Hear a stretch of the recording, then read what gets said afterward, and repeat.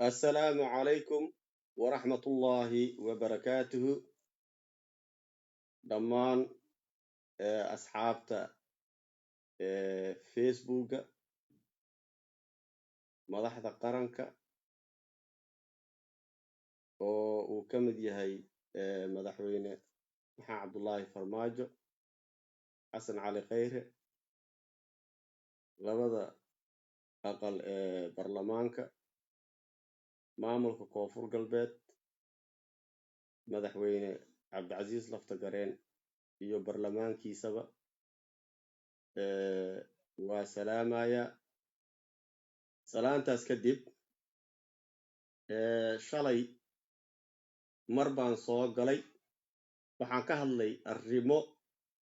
oo degmada diinsoor ayaan ka hadlay waxaan ka hadlay dhibaatooyin meesha ka taagnaa baan ka hadlay waxaan tilmaamay waxyaabo aan islahaa way dhici doonaan baan tilmaamay oo ay ka mid ahaayeen in nimanka oo muxuu ahaa faldambiyeedkii dhacay loo soo qabtay oo meesha joogay in loo soo wadi doono baydhabo arrintaana aan sax ahayn baan ka hadlay marka maanta waxaan runtii aan ku bilaabayaa tacsiyo aan u tacsiyeynayo dhammaan ummadda Soomaaliyeed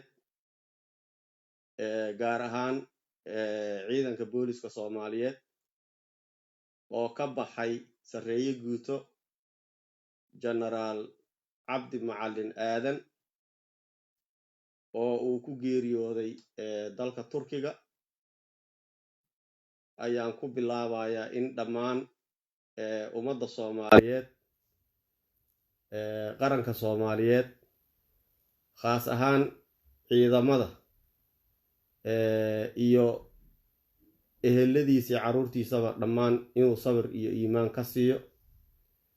nin runtii muhiim ah qarankana qiimo ugu fadhiyo ahaa marka tacsiyadaas timid baan ka tacsiyeynayaa intaa markaan uga gudbo degmada diinsoor sida aad la socotaan ama shalay dadkii hadalkaygii wax ka dhageystay waxaa ka dhacay tacaddi faldambiyeeda xasuuqa dadkii xasuuqa geystay la soo qabtay maadaama la soo qabtay waxay ahayd in mataqaanaa oo meeshoodii lagu maxkamadeeyo ayay ahayd marka runtii ma doonaayo inaan hadallada isdhexgeliyo ma doonaayo waxaan rabaa si dadkii i dhegaysanayana ay u fahmaan mowduuca maanta aan ka hadli doono marka tacsiyadaas aan qaranka Soomaaliyeed ugu tacsiyeyna laga soo tago waxaan rabaa in yar inaan isdul istaago faldambiyeedkaas dhacay dadka la soo qabtay muhiimadda ay u leedahay in deegaanka lagu maxkamadeeyo iyo haddii nimankaas la qaado oo deegaankan meelaan ahayn la geeyo waxa ka iman kara bal in aan in yar aan ifiyo waa qodob oo hadda aan bilaabi doono waxa kale aan rabaa inaan runtii codsi ah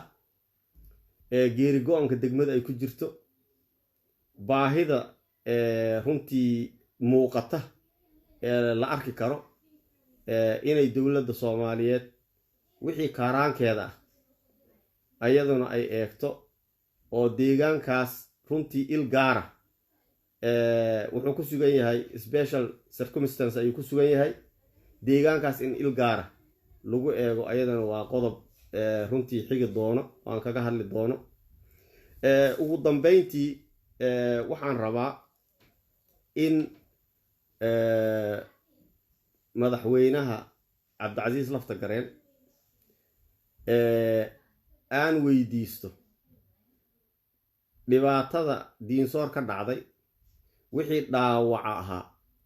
ilaan wixii dhintay waa laas wixii dhaawaca ahaa oo daryeelka u baahan maadaama maamulka meesha jooga uu garan waayey dadka uu muxuu ahaay mas-uuliyadda u qaaday uu garan waayey inuu daryeelo meeshaas ma joogo dhakhtar oo runtii wax ka qaban kara ama cisbitaal ma yaallo muxuu ahaaye qaar xabadihii ku dhacay weli jirkoodii ku jira marka dadkaas bal ayagana waa bini aadan xoolo ma aha waa dad dhaawaca oo weliba mataqaanaa innocent ah waxaan rabaa marka in arrintoodii bal ayagana dowladda madaxweyne cabdicasiis lafta gareen waxa uga qorshaysan in asagana aan runtii dalab u jeediyo marka hadda waxaan ku bilaabayaa nimanka dhibaatada faldembiyeedka geystay ee lasoo wada qabtay oo maanta gacanta dowladda ku jira ee la haayo haddii maxkamad loogu keeni lahaa deegaankii lagu soo qabtay waxay fursad siin lahayd dadkii oo victimska ahaa la waxyeeleeyey eheladoodii inay arkaan cadaalad inay arkaan ummadda soomaaliyeed baahi weyn bay u qabaan cadaaladda 30 sano oo burbur ah oo dhibaato ah isu itaal sheegasho ah isku xadgudub ah ayuu waddankayaga ku jiray maanta dowladdan madaxweyne maxamed cabdullaahi farmaajo uu hogaaminayo iyo ra-iisul wasaare xasan cali kheyre ummadda soomaaliyeed waxay u bidhaamisay iftiina dowladnimada soomaaliyeed inay soo laabanayso annagu waxaan ahayn dadkii ku soo koray dowladnimo kala dambayn qofka soomaaliyeed wuxuu ka lugayn jiray meesha ugu shishaysa ee cirifka soomaaliyeed wuxuuna hadduu doono inuu tago cirifka kale asagoon baqdin iyo wax dhibaato ah inay ku dhacaan asagoon ka murgoonayn ayuu tegi jiray xilligii annagu aan soo marnay laakiin 30kii sano hadda lasoo dhaafay ummaddu kala gogo qabiil burbur iyo qof walbaba meesha uu joogay ayaa haddana dhibka uu ku qabay maanta bidhaan muxuu ahaay dowladnimo ayay dadku arkaan waxay u qabaan marka baahi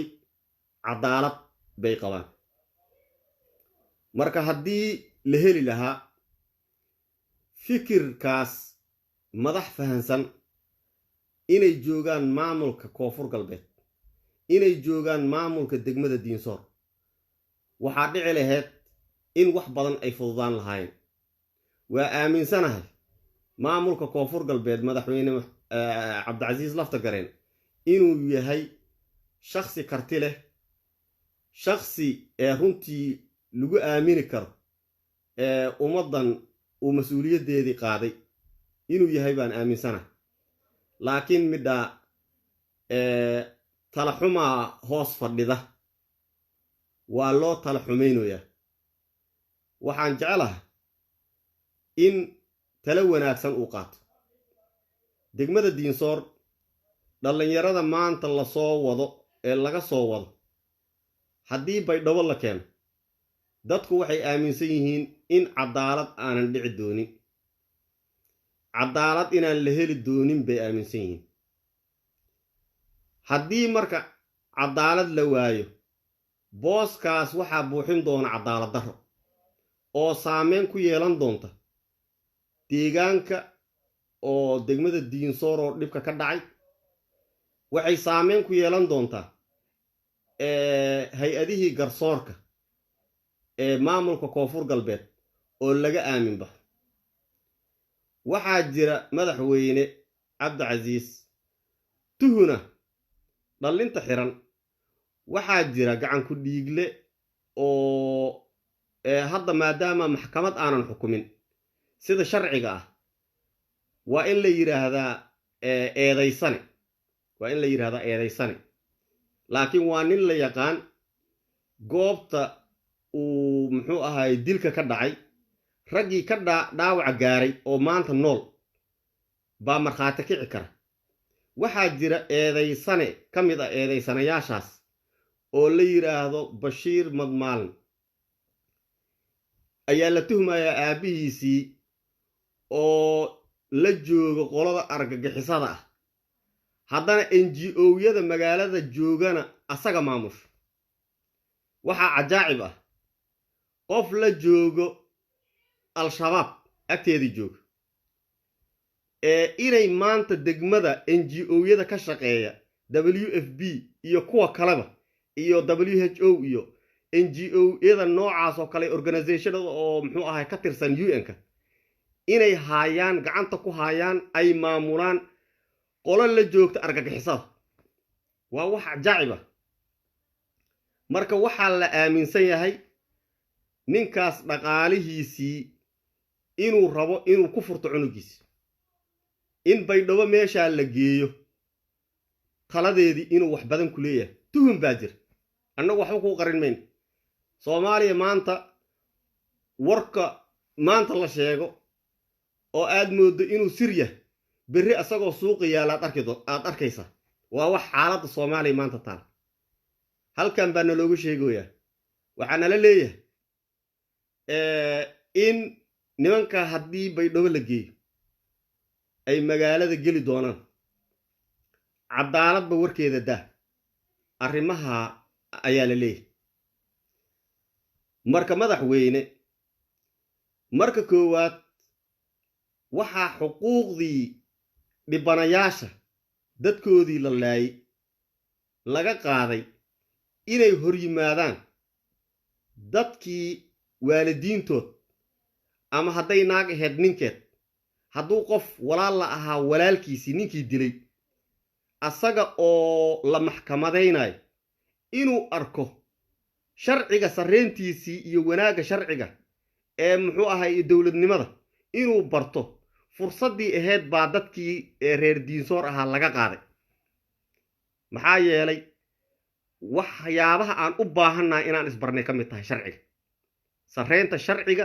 iyo sharciga in laysku maamulayo qofna inaan sharciga ka weyneyn ninkii maanta nin dhibaateeyay inuu berri asaga la dhibaateyn doono qabiilna aan bixinayn awood kale iyo dhaqaale uu leeyahayna aanan isku furdaamin karin inay ummadda Soomaaliyeed ay barato waxay ka go'daa madaxda Soomaaliyeed bay ka go'daa madaxda Soomaaliyeed waxa loo baahan yahay inay ku fara adeegaan fulinta sharciga laakiin haddii maskiin baa miska la fuulo leh ay noqoto oo sharcigu miskiin kaliya uu qabto waxa meesha ka baxaya kalsoonidii lagu qabay dowladnimada daacadnimada shacabka ay ku qabaan xukuumadood ayaa meesha ka baxaysa marka waxaa sii dheeraanaya qolada nabaddiidka ah meelay ku noolaadaan inay jirto ayaa sii dheeraanaysa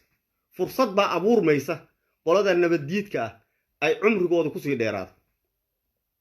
maxaa yeelay qofka dareensan cadaalad darro qofka dareensan dulmi in lagula kacay qofka dareensan in xuquuqdii uu lahaa uu waayo wuxuu miciin bidayaa qolo aan dantiisa wadin laakiin uu moodo inay dantiisa wadaan inuu garabsado inuu dugaashado oo muxuu ahaay waxaanan mataqaanaa sax ahayn uu ismoodsiiyo inay sax yihiin taas ayaa keenaysa dad badan oo dhibaato ku dhacday inay nimankaa u tagaan u ciidamiyaan qariyaan muxuu ahaay qaraxyada maanta dhacaya magaalooyinka ka dhacay ay sabab u yihiin nimankaa lasoo dugaashanayo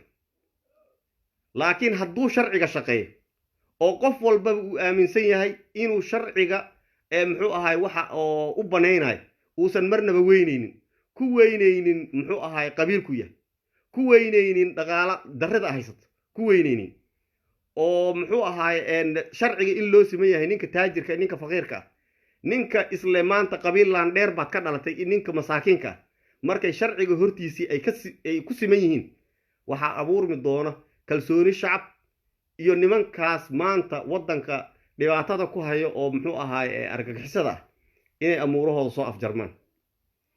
marka sidaa daraaddeed waxaan madaxda qaranka oo ugu horeeya madaxweyne maxamed cabdullaahi farmaajo iyo ra-iisul wasaarihiisii golayaashiisii muxuu ahaay barlamaanka iyo aqalka sare waxaan leeyahay sharciga waa in loo wada heliyaa waajib baa kow idinkaga saaran madaxda qaranka haddaad tihiin maamul goboleedyadan runtii muxuu ahaay waa ayaga laftirkood waa muxuu ahaay maamul maanta dowladda hoos yimaado waay inkastoo oo aan leenahay maamulkan koonfur galbeed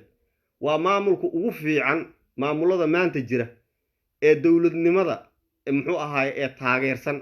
dowlad soomaalidna ay muxuu ahaay maanta madaxda ahna ay aada isugu xiran yihiin waxaan aaminsannahay taladiinii inay waxtar halkaa ka leedahay annagoo og madaxweyne cabdicasiis laftagareen inuu yahay shaksi karti leh fahmaaya inta anigu aan fahmayo in ka badan dhibaatada deegaanka iyo dadkana aad u yaqaan mudana madaxweyne degmada diinsoor shacabkeedii waxay dalbanayaan cadaaladday rabeen ma muuqato maxaa yeelay berrito waxaa nagu maqaalaa in dhallinyaradii lasoo wadi doono dayaarad lasoo saari doono xamarna baydhabona la keeni doono laakiin dadka indhahoodii way muuqdaan maanta waxaa la joogaa maalin ay muxuu ahaay ummadda waxba qarsooneen oo wixii ka dhaca adduunka geeskeedii kale adduunka cirifkeedii kale hor looga maqlayo haddii la waayo cadaalad darro oo meesha ka dhacdo oo cadaaladdii la filaayo la waayo waxaa iman doona muxuu ahaaye dhibaato oo ay runtii deegaamada saameyn doonta ayaa iman doonta madaxweyne taabaan ka digayaa waxaanse rajaynayaa haddii ay dhacdo in magaalada baydhabo la keeno oo taladan annagu aan jeedinay ay noqon weyso midaad maqasho waxaan rajaynayaa in nimankaasu cadaalad helaan si shakiga maanta la qabo oo la leeyahay nimanka waa la deen doonaa uu meesha uga baxo qodobkaas ku fogaan maayo halkaas ayaan ku daynayaa madaxweyne cabdicasiis laftagareen degmada diinsoor xaaladeeda waa ka warraysaa go-doonkay ku jirto waad ka warraysaa in oo maanta sicir bararkii ugu darnaa magaalada ku habsaday waad og tahay maalintii aad keentay guddoomiyahan cusub aad keentay ilaa ay maanta wax ka daray maahane wax ka soo naasa caddaaday waa weysanna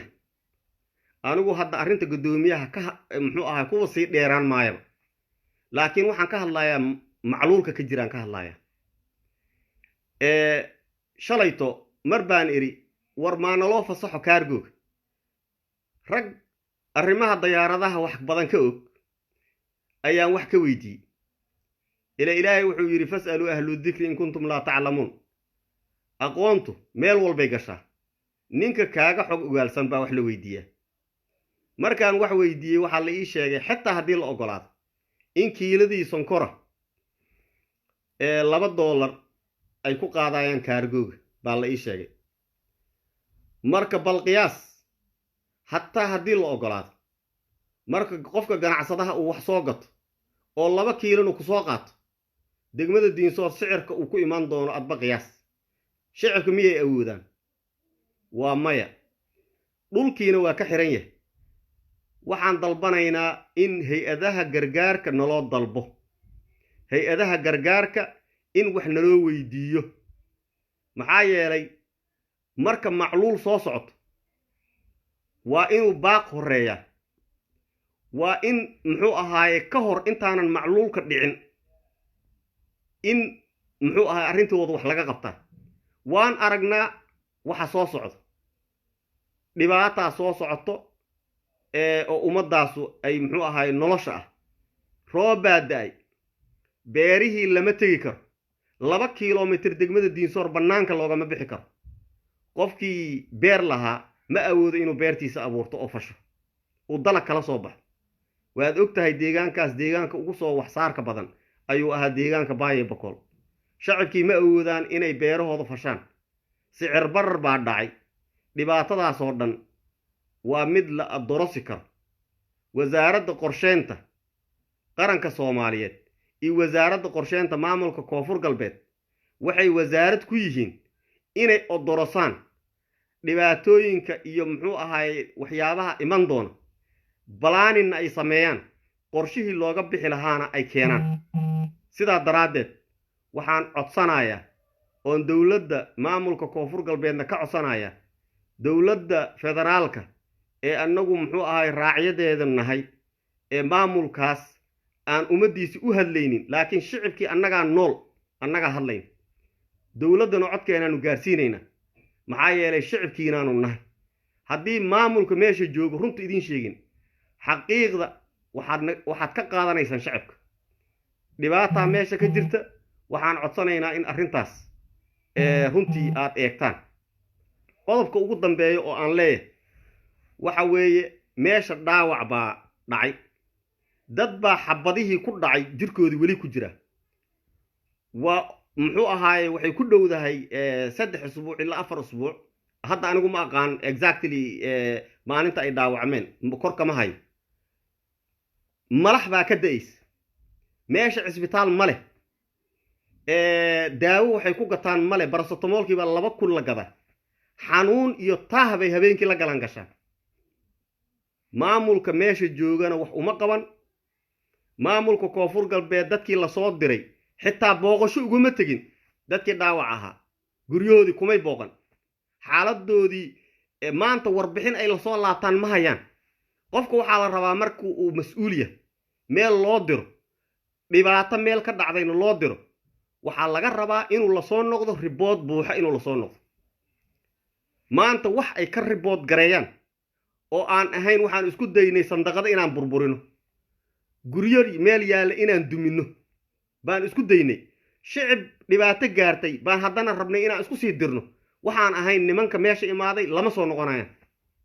maxaa yeelay waxyaabaha ay ku kaceen oo ayaamahan social media lagu dacweynayay ka mid ahayd waxay ahayd dhibaatada dhacday inay tagaan wixii waajibaadkoodii ahaa ay soo gutaan dadka dhaawacmay haddaysan wax u wadin inay al-aqal ay soo arkaan ka soo warbixiyaan baahidoodiina ay dawladdu soo gudbiyaan ilaa waa muwaadin Soomaaliyeed asagoon waxba galabsan oo reerkiis u xamaal tagay maqaayad iska fadhiya iska shaahay oo gurigiisii nabad raba inuu ugu laabto ayaa la dul yimid lana dhaawacay kii dhintay waaba dhintay ilaah baa u naxariistay ajashiisa timid bal ninkan dhaawacmay oo reerkiisa asaga u xamaalanay oo maanta cid wax siisa aan jirin oo reerkii culeys loogu sii dul daray waxay ahayd dawladda inay muxuu ahaay il naxariisa ku daydo inay dabiibto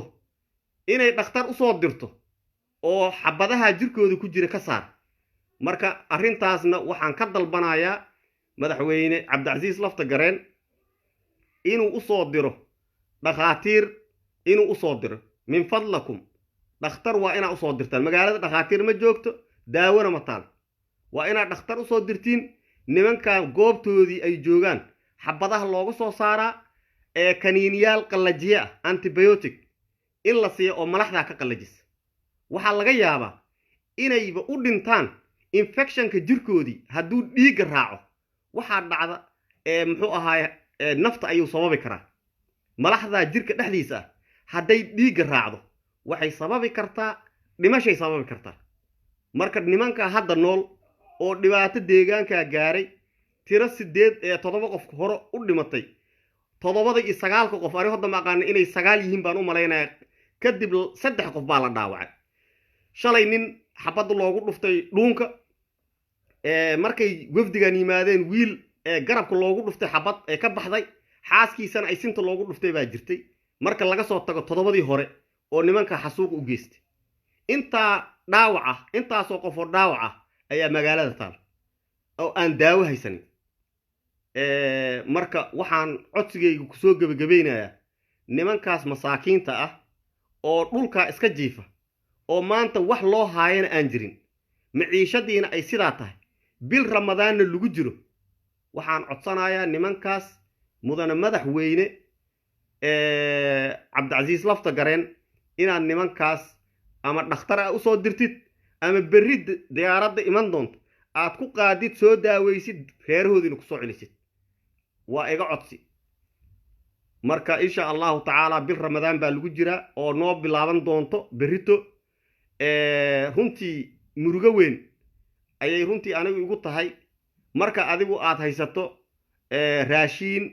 aad ku afuri doonto oo maanta afurkaaga meel aad ku og tahay inay jiraan boqolaal qof oo Soomaaliya guud ahaanba jaalla laakiin khaasatan degmada Diinsoor ay maanta u sii dheer tahay kii lacagta haystay raashiin oo asaga maanta uu gato oo maanta $100 loo soo diro awal biilan jiray inaysan meel la geynaynin maxaa yeelay kiilo sonkor marka $5 lagu yiraahdo adba qiyaas family intaas la eg awal wuxuu iska biidhaysan jiray marka maanta sicir barar noocaas oo kala ah la soo dul dhigo oo maantana meelay uga sii baxaan aysan jirin taas ayaa runtii ayada laftirkeed muruga ah marka waxaan idin leeyahay kullu caam wa antum bikhayr ilaahay ramadaankan dhamaanteen ha nooga dhigo ramadaan barakaysan waxaan se jecelahay madaxda qaranka Soomaaliyeed maamulka koonfur galbeedba ramadaankan falligiis inay dhibaatooyinkan iyo gocashooyinkan cadaalad daradan iyo dhibaatadan macluulka soo socota inay il naxariisa inay ku dayaan waxaan se ilaahay ka baryayaa bisha ramadaan in quluubtiina ilaahay jilciyo oo masaakiinta baahadeedii dhibaatada haysata inaad ka damqataan oo aad garataan dadkan malaha siyaasi xildhibaan u dooda malaha afka la wada hayaa waa laga sharootay malaha muxuu ahaay maamul goboleed xildhibaan jooga ama wasiir jooga oo ummadan u hadla malaha maamul federaal xildhibaan jira ama wasiir bay leeyihiin xildhibaanana way leeyihiin waa niman ilaahay afka xiray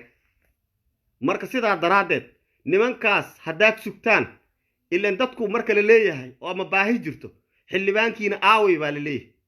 xildhibaanadiina may soo hadlaan madaxweyne maxamed cabdullaahi farmaajo madaxweyne qof adiga kaaga sokeeya degmada Diinsoor ma jiro xildhibaanadaas haddaad sugaysa inay kula soo hadlaan inay dalab kuu soo jeediyaan wallaahi dadkaas ay mas'uulka ka yihiin way baaba'ayaan ma sugaysid shacabkaas adigaa kaga sokeey nin Soomaaliyeed baa tahay walaal Soomaaliyeed baa tahay muxuu ahaaye caruurta meesha joogto waa caruurtaadoo kale dadka meesha joogo anigoo kale maanta dibad baan joogaa laakiin dadka anoo kale ila mid ah waa dad walaalahaaga ah wallaahi adigaa kaga sokeey dadkaas dhibaatada dadkaas haysata ha ku fiirsanin waxaan rajaynayaa in il raxmad leh aad ku eegi doontid qorshaha baxnaano maadaama hadda la sheegay degmooyinka la geyn doon waxaan codsanayaa in special circumstance maadaama ay ku sugan tahay degmadaas in mashruucaagi baxnaano ay nimanka dadweynaha degmada Diinsoor ay kugu soo xasuustaan oo aad ku dartid oo ay yiraahdaan madaxweyne maxamed cabdullaahi farmaajo ha jiro ha joogo wabillahi tawfiiq salaamu calaykum waraxmatullaahi wabarakaatuh